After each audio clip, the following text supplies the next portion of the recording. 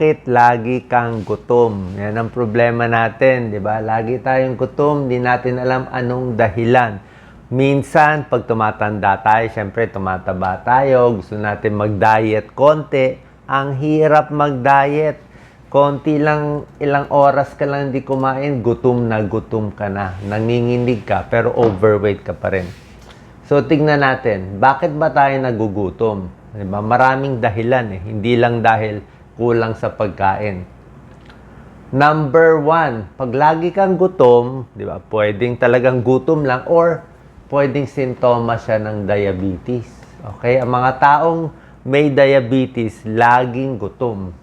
Kasi nga, kahit kumain sila ng maraming pagkain, yung sugar nila, yung glucose, hindi pumapasok sa katawan.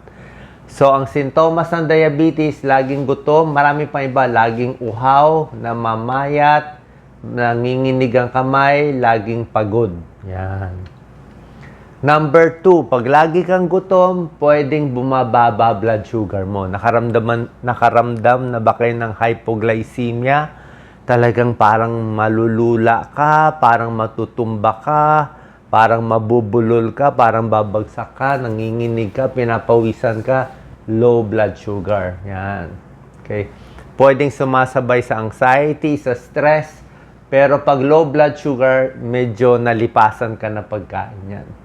Kasi ang problema, pag nasanay tayo sa maraming pagkain, tapos biglang hindi ka kakain, nasanay yung katawan mo sa maraming load ng pagkain eh. So, mas mabilis ka ma-low blood sugar. Bukod sa gutom, may nervyos, palpitasyon, namumutla, nanginginig, pinapawisan, namamanhid. Number 3, puyat.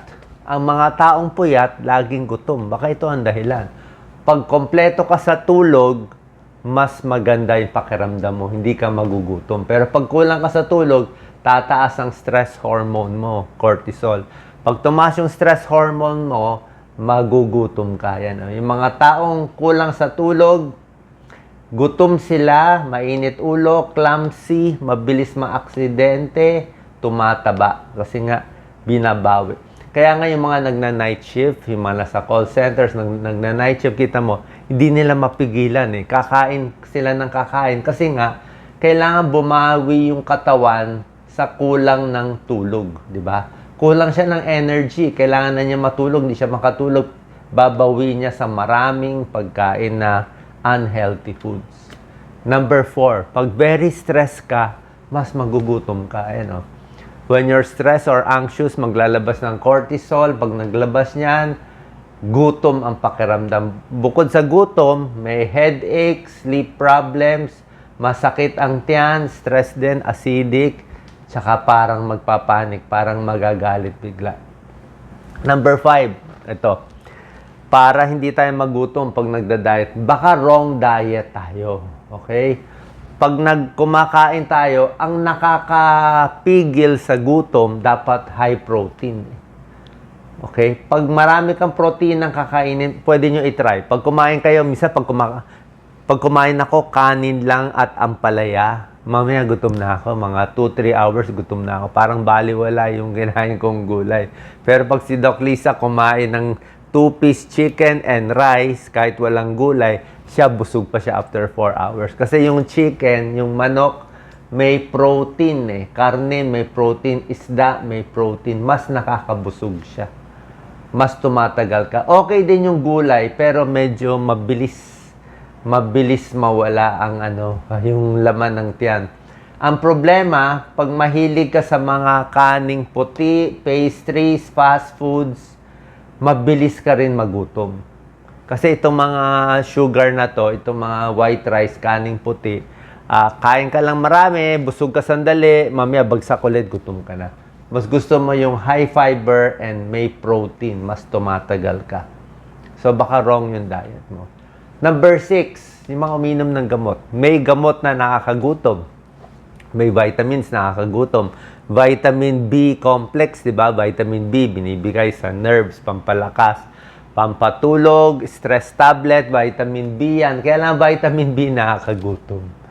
Merong mga gamot sa utak, antidepressant, nakakagutom. Antipsychotic drugs, nakakagutom. Diabetes medicine, steroids, nakakagutom.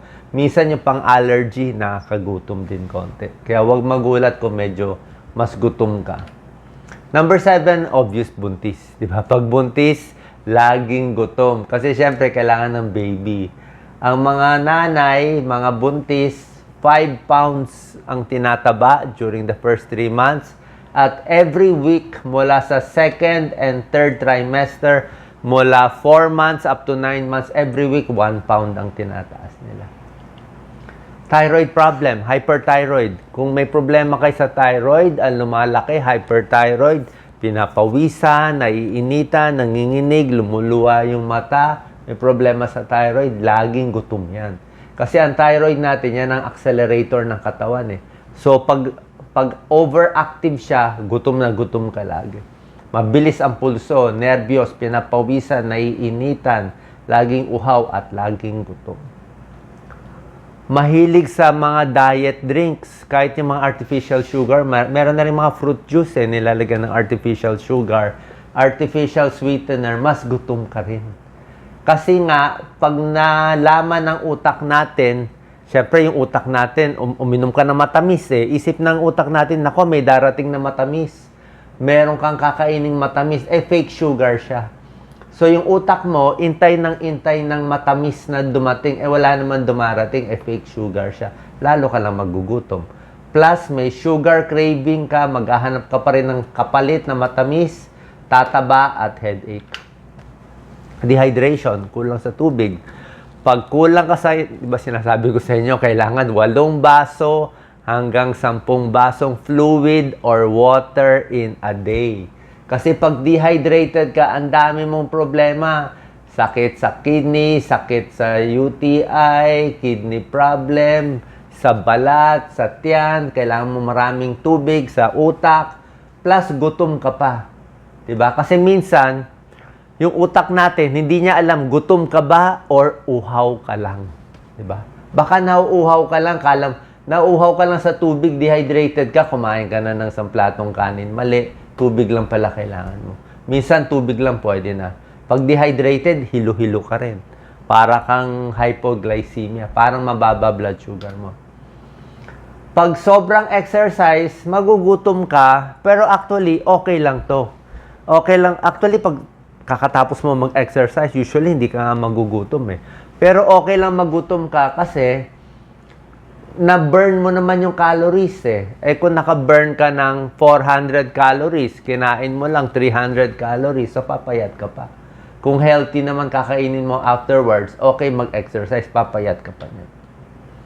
So, yan ang mga dahilan. Possible, titingnan natin kung meron kayo nito, kaya kayo nagugutom, kulang sa tulog, dehydrated, sobrang stress, diabetes, low blood sugar, sobrang alak, hindi rin maganda, nakakagutom.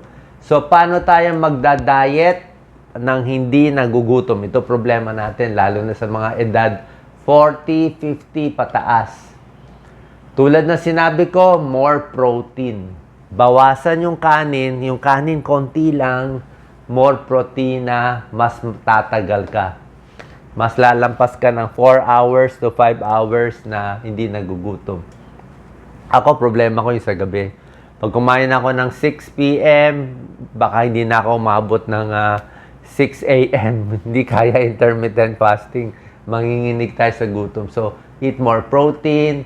Damihan mo yung mga gulay mo, high fiber foods, watery, maraming tubig. Konting exercise, minsan nakaka-control ng hunger. Kasi nga, nagda-diet. Pag gumagalaw-galaw ka naman, mas magugutom ka, pero mas pwede ka naman kumain, makakabawi ka. So, depende ito sa inyo. Drink fluids, tulad na sinabi ko, maraming tubig or watery. Nagda-diet tubig na lang tayo. Okay, bago kumain, uminom ng 1 basong tubig, mas busog. Diba? Para at least may tubig na yung tiyan. At dapat, small frequent meals. Pag nagutom ka, wag naman lumamon ng marami, di nasayang yung diet mo. Bawat gutom, ako ginagawa ko sa gutom, saging. Ang dami naming saging ngayon. So, pag nagutom, kalahating saging, 1 tasang mainit na tubig. Pag nagutom ulit, kalahating saging, 1 tasang mainit na tubig. Pag nagising ako madaling araw, nagugutom ako, sumasakit na yung ulo ko pag nagugutom ako. Parang may connection yun eh. Masakit ang tiyan, sasakit ang ulo, parang humihilab siya, mild headache, kalahating saging, mainit na tubig, pwedeng chamomile tea, para umabot lang ako sa susunod na pagkain. Kaya dapat small, frequent meals lang para hindi ka tumaba. Kailangan pa konti-konti. Kaing, ano tawag ng Doc Lisa? Yung kaing. Kaing ibon lang tayo. Oo. Huwag kaing baboy. Kaing ibon lang. How to control hunger? Sleep, haba tulog, healthy fats, protein, pampabusog, konting exercise, maraming tubig, yung mga ayaw minom ng tubig dyan. Fruits and vegetables, pang tawid lang yan. Ha? Pero syempre, hindi pwede masyadong maraming matatamis. Ito, may rating. Oh. Ano ba yung gutom mo? Sobrang hungry, slightly hungry, medyo busog, sobra busog. Ako, lagi ako dito medyo hungry tayo. How to stop overeating? Yan, dahan-dahan ang kain. Kalma lang. Mas mabagal, focus, mindful eating, eat without distraction. Tawanan yung pagkain, kailangan tatawanan pa daw. Ibaba yung kutsara, tinidor. Kaya nga sa mga Japanese, di ba, chopstick. Kaya nga chopstick pampapayat eh. Chopstick, hirap ka kung paano kakakain ng marami sa chopstick. Di ba? Kutsara, dapat maliit lang ang kutsara. Eh tayo, bale, wala, kakamayin natin, di ba? So pag kinamay mo, ay talaga subo ng subo. Put utensils down. Maghintay ng 20 minutes, bagal ang kain, high fiber foods. Nguya ng nguya muna. Tapos pag medyo busog ka na, 50% full ka na, tama na. Yan, no? Protein, small meals, maraming tubig, iwas sa processed foods and sugar. Yung mga dukot-dukot, doon tayo matatalo sa diet natin. Kasi kahit kahit kumain ka ng ice cream, di ka naman mabubusog eh. Kumain ka ng matatamis na chocolate, di ka mabubusog eh. So, dito na lang, gulay and protina, tsaka tubig lang. Di ba? Secret, tubig lang. Hindi soft drinks, hindi fruit juice, kung ano pa, hindi energy drinks, kahit buko. Okay ang buko, kaya lang kung nagda-diet ka, 45 calories din eh, per glass ng buko. So, saan po nakatulong to? Para maibsan natin yung gutom habang nagda-diet at malaman rin yung mga dahilan bakit lagi tayong gutom. Salamat po.